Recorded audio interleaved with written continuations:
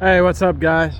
I was going to show you this truck, this contraption I'm driving today, and I was going to quickly just run through how I hooked to this one. I was going to hook to it a different way, but this is where I stash my truck while I go to Whataburger, just outside of just east of Kansas City, Missouri. It's the street behind it is the South Outer Road. It's kind of a bitch to back up this Toyota pickup because someone hit a tree at the top of the truck and it bent the camera, and I could see all the way back there, all the way back there, but I don't see the Toyota.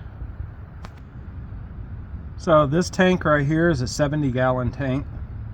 I foresee that I will be filling this up a lot because I think it'll get about 6.5 to 7 miles to the gallon, if I'm not mistaken. This rack back here is for suction pipes. It's a vacuum truck, and every one of these pipes was loose when I picked up this truck, and I made them give me a package of zip ties, and I went through here and zip tied every one of these as best I could. So here's how I hooked to this. I just went in and pinched the frame, and then I extended out with a bar and just used a pennel to drop down. So that's what I came up with. I could have pinched right here, right there, this bar. I could have pinched that with my pincher, but it was going to come up as a weird angle, and I didn't like the angle.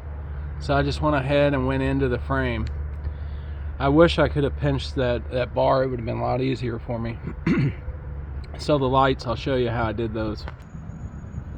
So the lights, I came in here and I tapped each one of these wires like so, and then I made my ground wire naked right here so I could test each one of these out and get the right stuff. This one here is my right turn signal, and I used a jumper wire to jump it over to the other side. I added extra metal to keep everything from bouncing up and down. So I tried to get it to where it wouldn't move at all, right to left, up and down. I don't want any movement. And then my chains, I'm going out east, I always make sure and make an extra effort and cross my chains because they're stupid. I'm gonna pull you over for that. I don't know what the fine is these days, but back in the day it was $350. So I usually put my lights, they're magnet lights, just at the top of the cab, and I run them like that, and all my lights are working. Brake, right, left, tail, everything's working. Here's where I ran my jumper wire over to the right turn signal. I usually don't pay much attention to the color of my wire. I just use whatever I could grab, whatever's accessible. You know, I really don't care how pretty my stuff is, as long as it's functional, it doesn't break, it doesn't hurt anyone, and I don't lose my vehicle. So, you know, I got bolts up and down, left and right, man. So hopefully I haven't made in the shade on this load, but man, I tell you, it's gonna be a slow goer. And you can always tell how long I've been out on the road, how long my beard is. So I don't shave while I'm out on the road. That's just one more thing I gotta do. So you can see I'm slick faced today, man. So I just started today. Today is Monday. I started working on my tow vehicle Sunday night, Sunday evening. Man, it's in a hell of a shape. I took and hired a shop to press a bearing in a knuckle on this 4-wheel drive Toyota truck. I tell you what, I've never seen such a poor job done by a shop in my entire life. What was it? It was Extreme Automotive in Rolla, Missouri. I had to run it to their shop because I didn't have a press strong enough to press one of those bearings in. And I didn't trust Toyota to do it because I'm not going to slander them. But nevertheless, I think when they pressed it in there, they screwed it all up, because I'm at about, 10,000-15,000 miles on this truck since that bearing has been pressed in, and it's already starting to go out. I'm getting a wheel wobble, not a death wobble, but more of like a weeble wobble, a wobble, and it's all coming out of that left wheel. I took it apart, tried to figure it out. The only thing I could figure is the inner workings of the bearing is starting to come out.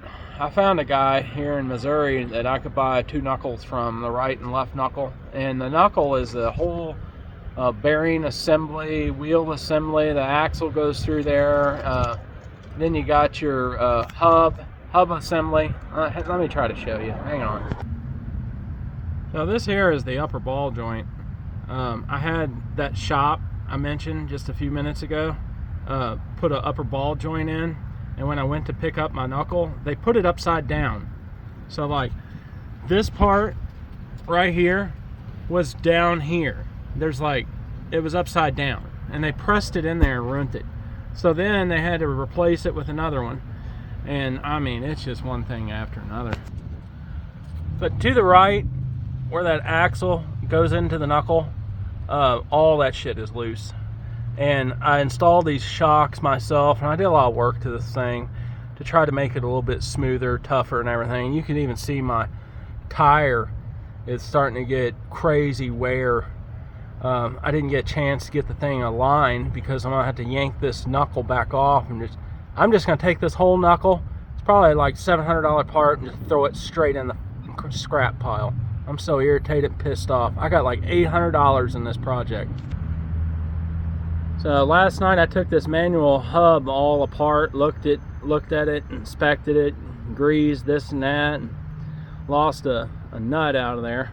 So that's one more. I'm one nut shy of a dozen, I guess. I did find my lug nut. Lose one, find one, huh? Man, I tell you, if it wasn't for that pincher setup I bought from John Page, I wouldn't have been able to hook to this double frame truck. Man, I kind of feel sorry for them other old boys that use that crap from Indiana, and I can't think of the name of the place, or I'd say it, but man, their hitches not even half as good as what I got. Mine is used. But anyway, I'm gonna try to do my logbook before I pull out of here and get all my paperwork in order and get everything squared away. But just wanted to show you what I'm working with today, and tell you what, it really sucks. That's all I know. I'm gonna get out here and make some damn money, and this contraption is gonna make me dangerous today. Y'all be safe.